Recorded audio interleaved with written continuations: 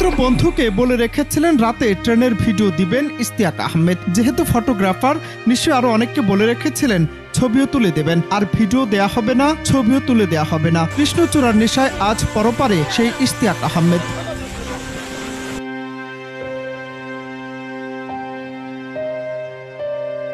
শেষ।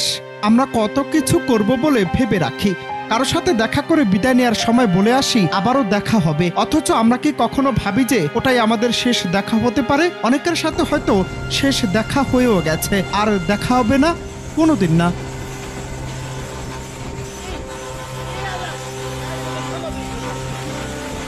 রাজধানীর খিলখ্যাত এলাকায় খালার বাড়িতে বেড়াতে এসেছিলেন ইশতিয়াক আহমেদ। শুক্রবার খালাতো ভাইকে নিয়ে কুড়িল বিশ্ব রোড এলাকার রেল লাইনের ট্রেনের ভিডিও করছিলেন। ওই সময় দুর্ঘটনায় ঘটনাস্থলেই তার মৃত্যু হয়।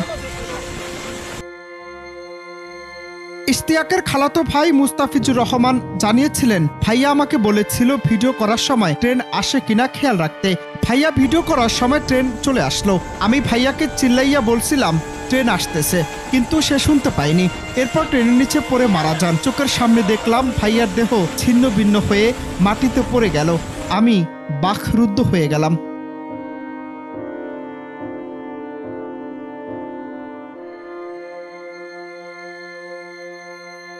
অনন্ত হাসান মাসুদ, বাংলা টিভি, ঢাকা।